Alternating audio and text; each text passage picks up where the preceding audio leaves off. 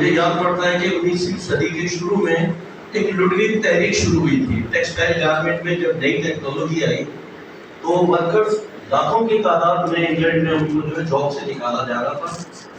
تو اس کے خلاف مزدور جو ہے اس ٹیکنالوجی کی ایڈوانسمنٹ کے بارے میں بہت زیادہ انڈیپتھ نہ سمجھنے کی وجہ سے وہ رات کو فیکٹریوں کے اندر جاتے تھے اور مشینوں کو توڑ کے آتے تھے. وہ سمجھتے تھے کہ مشین ہماری دشمن ہے.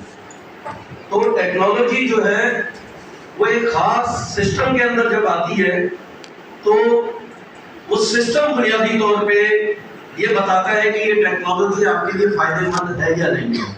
ٹیکنالوجی بذات خود جو ہے سماج دشمن نہیں ہوتی. وہ سماج کی ترقی اور اس کو آگے لے جانا چاہتی ہے. اور ہیومن بینگ جو ہے انسان جو ہے وہ ہمیشہ مٹیریل ترقی کو جو ہے اس کے لیے بہت پروگریسو ہے.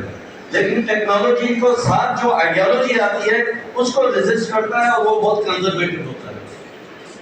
ڈیجیٹلائزیشن اور یہ جو مور ایڈوانسمنٹ ہے آج کے دور میں اس کو ایک پرنسپل سوال ہے سب محنت کے شوقین اور ٹریڈ یونین تحریک کے لیے کہ پرنسپلی وہ ایگری کرتے ہیں اس سے, لیکن پریکٹیکلی جس سسٹم کے اندر آتا ہے وہ ٹیکنالوجی کو منافع کے لیے استعمال کرتے ہیں.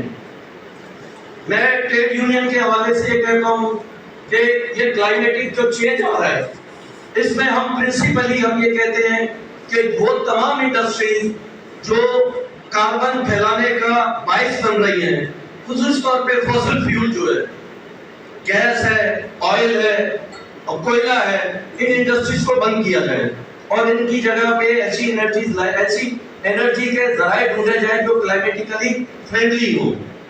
اب اس میں لاکھوں لوگوں کا جاب جو ہے جانے کا خطرہ ہے.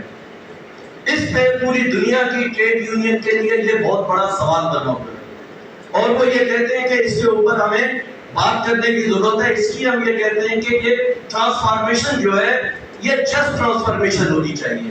اس لیے جب پیرس کے اندر ایگریمنٹ میں انہوں نے $1 بلین ایچ ایئر رکھے تھے انڈسٹریلائز ملکوں نے کہ یہ جو ہے میٹیگیشن ہوگی, یہ جو پرابلم آئیں گے اس کو کس طریقے سے ریزالو کیا ہے, وہ میرا خیال ہے آپ 10 سال گزر گئے کہ ابھی تک وہ $1 بھی انہوں نے اس کے اندر نہیں ہے. تو یہ ایشو ہمیشہ رہتا ہے. ڈیجیٹلائزیشن اور یہ جو کرونا جب آیا اس کے بعد جو گیگ اکانومی جو بڑھی ہے, پلیٹ فارم اکانومی جو بڑھی ہے, اس کے نتیجے میں بہت سارا فارمل ورک جو ہے یہ جو ہے انفارمل ہوا ہے اور یہ لاز کے اندر کہیں پہ گیگ اکانومی کو آپ پروٹیکٹ نہیں کر سکتے.